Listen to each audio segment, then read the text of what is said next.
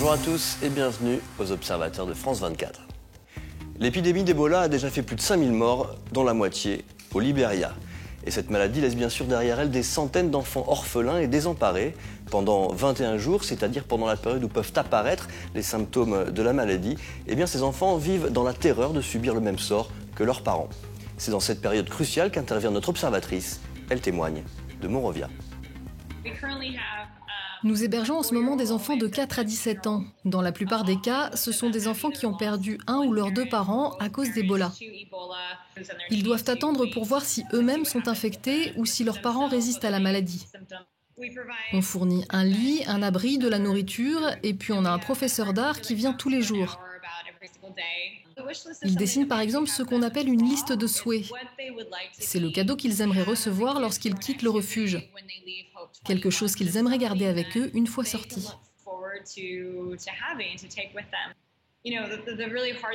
Le plus dur avec Ebola, c'est que c'est un tueur silencieux.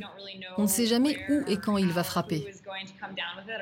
On ne sait pas qui l'a déjà contracté. Alors souvent, les enfants qui nous arrivent sont traumatisés.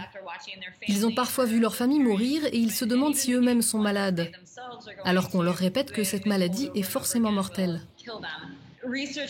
De nombreuses recherches montrent que les gens qui ont une raison de vivre s'en sortent mieux que les autres. On essaye donc de les aider à affronter leur peur, en leur disant qu'il est tout à fait normal d'avoir peur, mais qu'il y a quelque chose pour eux de l'autre côté. Autre pays, autre combat. Karine, c'est vrai, habite bien loin de l'enfer d'Ebola, mais il y a une chose qui la révolte particulièrement, ce sont les usines à chiens. Et pour sauver ces animaux, vous allez voir qu'elle fait preuve d'une détermination qui fait plier même les éleveurs les plus coriaces. Les usines à chiots, ce sont des lieux illégaux où on élève des chiens de race. Ils font ça uniquement pour le business. Les animaux sont mal nourris. Ils veulent dépenser le moins possible. Donc le plus souvent, ces chiens ne mangent que des restes. Ils sont infestés par les vers. Ils ont des parasites dans le sang. 9 fois sur 10, ils ont des problèmes de peau très graves.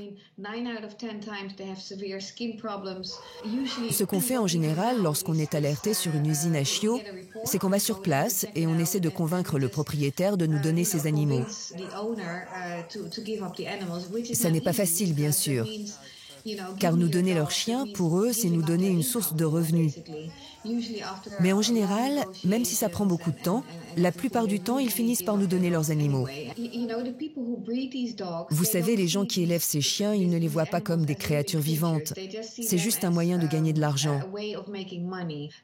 Leur façon de faire, c'est vraiment, on les utilise jusqu'au bout, et quand on n'a plus rien à en tirer, on en achète d'autres et on recommence. On passe maintenant à notre best-of de la semaine, des images étonnantes repérées ou envoyées par nos observateurs. Au Burundi, surtout dans la banlieue de Bujumbura, on utilise beaucoup le taxi-vélo pour se déplacer. C'est pratique et puis c'est aussi un moyen de gagner sa vie pour ces jeunes cyclistes. Mais les vélos-taxis gagnent très peu d'argent, alors quand les autorités leur ont demandé de payer une nouvelle plaque d'immatriculation, beaucoup ont choisi d'ignorer cette règle. Et la police vient de sévir, elle a interpellé les conducteurs en infraction et a confisqué leurs vélos. Dure semaine pour les taxis-vélos du Burundi.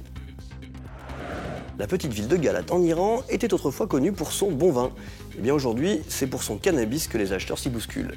Ce commerce est interdit en Iran, mais c'est lucratif, alors beaucoup de fermiers s'y sont mis.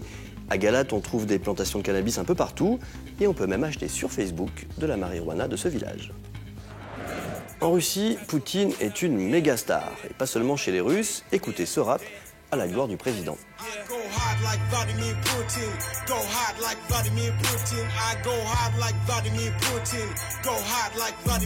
Ces chanteurs viennent du Zimbabwe et du Kenya. Ils nous ont expliqué que le président russe est un peu pour eux un modèle d'homme politique, car il a de la poigne et il sait diriger son pays avec fermeté.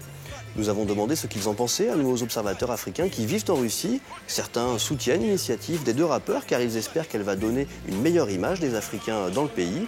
Pour d'autres, cette chanson est tout simplement ridicule. Avant de chanter ses louanges, ils aimeraient que le président russe s'intéresse un peu plus à leur sort et dénonce notamment le racisme dont ils sont régulièrement victimes.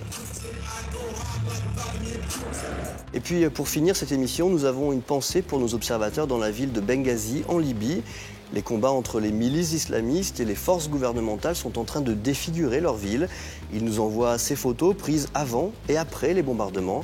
des images qui montrent une cité qui se remettra malheureusement difficilement de cette période de guerre. Cette émission vous a été présentée au Comptoir Général à Paris. Et puis, vous aussi, n'hésitez pas à contacter nos journalistes pour leur raconter votre histoire et devenir des observateurs de France 24.